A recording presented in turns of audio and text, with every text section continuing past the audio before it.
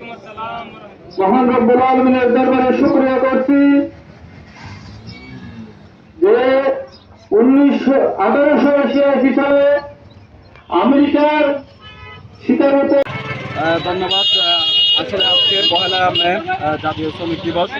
শ্রমিক দিবসের অংশ হিসাবে আমাদের যে কর্মসূচি আমরা সেটা পালন করেছি এবং আজকে হচ্ছে টমটম সমিতির বাইশারি সকল সদস্যদেরকে নিয়ে আমরা স্বতঃস্ফূর্তভাবে আমাদের যে কর্মসূচি আমরা সেটা পালন করেছি এবং শ্রমিকদের যে অধিকার সেটা আদায় না হওয়া পর্যন্ত আমাদের যেই চলমান কর্মসূচি আমরা সবসময় পালন করবো। আমরা সবসময় শ্রমিকদের পক্ষে কথা বলেছি এবং শ্রমিকদের পক্ষে কথা বলবো এবং শ্রমিকদের দাবি আদায় পর্যন্ত আমরা আমাদের দাবি যে ন্যায্য দাবি সেটা সবাই সুযোগ সবাই তাদের ন্যায্য দাবিগুলো পাওনাগুলো ফিরিয়ে দেখ, সেটা আমাদের দাবি।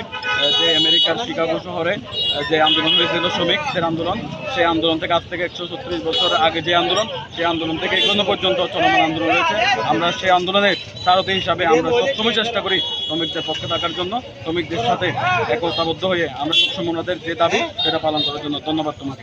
আমাদের অধিকার বাস্তবায়ন না হয় ততক্ষণ পর্যন্ত আমরা মাঠে মেজাজে এগিয়ে থাকবো ইনশাআল্লাহ। বাইশারীবাসী সমস্ত আমরা সমস্ত বাইশারীবাসী শ্রমিক আগামী দিনে এইরকম কোন শ্রমিক দিবস যদি উদযাপন করা হয় আমরা সবাইকে আহ্বান করতেছি বাংলাদেশ শ্রমিক কল্যাণ ফেডারেশনের পতাকা তলে ঐক্যবদ্ধ হলে আমাদের অধিকারের আদায়ের জন্য আমরা সুশৃঙ্খলভাবে শান্তিপূর্ণভাবে আন্দোলন করে যাব। এই প্রত্যাশা রেখে আমি আমার সংক্ষিপ্ত বক্তব্য এখানে শেষ করছি। তাদেরকে ন্যায্য মজুরি দেওয়ার জন্য আজকের এই সমাবেশ থেকে আহ্বান জানাচ্ছি। বন্ধুগণ, ভাইরা আমার, আজকে বাংলাদেশের কৃষি পণ্য থেকে 40% অর্থের যোগান দেওয়া হয়। বাংলাদেশের অর্থনীতির চাকাকে সচল রাখার জন্য কৃষকরা মাথার ঘাম পায়ে ফেলে তাদের উপার্জিত পণ্য দিয়ে এই বাংলাদেশের অর্থনীতিকে চাঙ্গা করা হয়। কিন্তু আজকে দেখেন এই চাষিদের জন্য যেই ভর্তুকি দেওয়ার কথা ছিল সারের ভর্তুকি দেয় নাই, বিষের ভর্তুকি দেয় নাই, চাষের জন্য যে উপযুক্ত ইনস্ট্রুমেন্ট দেওয়ার কথা সেগুলো পর্যন্ত দেয় নাই।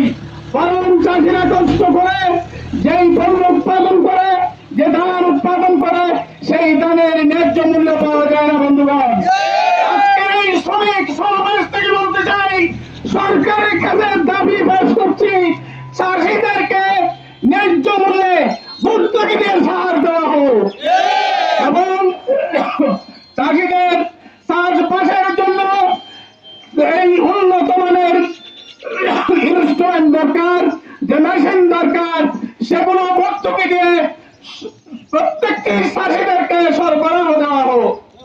আজকের এই শ্রমিক সমাবেশ থেকে সরকারের কাছে এই দাবি জানাতে চাই, চাষিদের মাথার ঘাম পায়ে ফেলে যে উৎপাদন করতেছে সেগুলোর ন্যায্য মূল্য পাওয়ার জন্য সরকারের কাছে আজকের এই দাবি জানাচ্ছি, যাতে করে চাষিরা উৎপাদন করার পরে ঘোরাঘাড়ি দিতে হয়। সেজন্য সরকারকে আজকে দৃষ্টি আকর্ষণ করছি। বন্ধুগণ, আমরা যদি আমাদের অধিকার আদায় করার জন্য এইভাবে আন্দোলন না করি, কোনদিন কেউ আমাদের অধিকার ফিরিয়ে দেবে না। বাংলাদেশের মধ্যে একমাত্র বিশ্বস্ত সংগঠন শ্রমিকদের, সেটা হচ্ছে শ্রমিক কল্যাণ ফেডারেশন। শ্রমিকের আভ্যন্তর মজুরি ন্যায্য করার জন্য তারা আন্দোলন করেছিলেন। সেখানে শ্রমিকের শহীদের বিনিময়ে আন্তর্জাতিক শ্রমিকদের অধিকার রক্ষার তথা শ্রমিক আন্দোলনের শ্রমিক দিবস উপলক্ষে আজকের এই দিনটি আন্তর্জাতিকভাবে স্বীকৃতি একটি দিন, যেটা আন্তর্জাতিক শ্রমিক দিবস হিসেবে আমরা পরিচিত। অনেকে এটাকে জাতীয় মে দিবস বলে থাকি। ভাইয়েরা, এখানে মূলত কথা হবে শ্রমিকদের অধিকার নিয়ে।